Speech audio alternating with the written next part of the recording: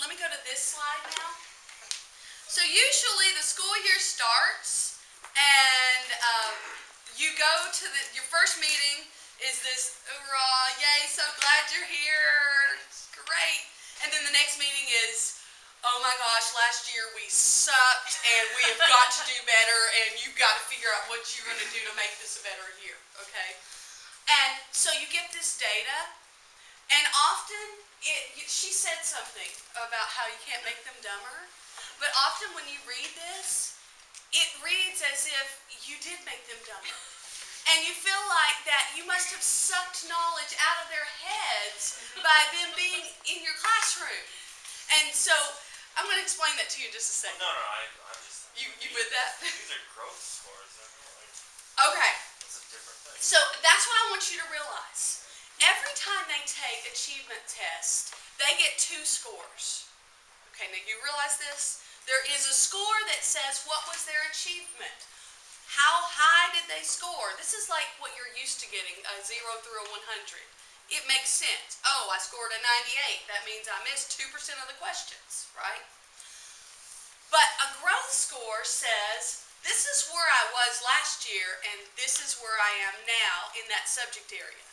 So sometimes it looks like this is where I was last year, and this is where I am now. And that's where you feel like, oh my, I sucked knowledge out of their heads. So I want to kind of explain how this works, okay? So what you're seeing here is a 6th grade, and this whole column is 6th grade. This is 7th grade, the whole column, and this is 8th. And so this is one school. There's 6th, 7th, and 8th graders. Also notice here's 2011.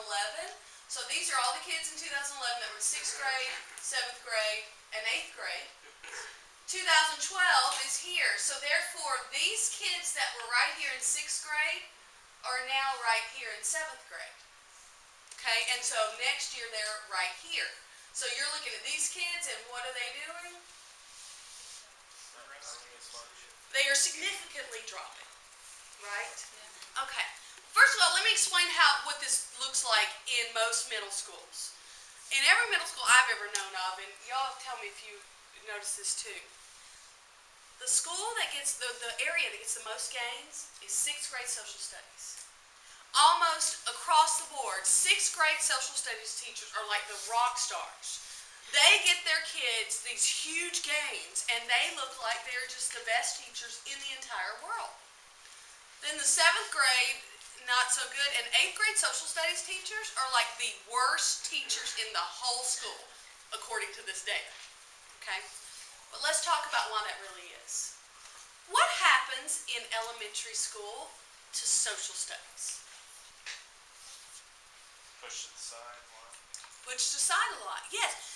In elementary, one teacher teaches every subject, right?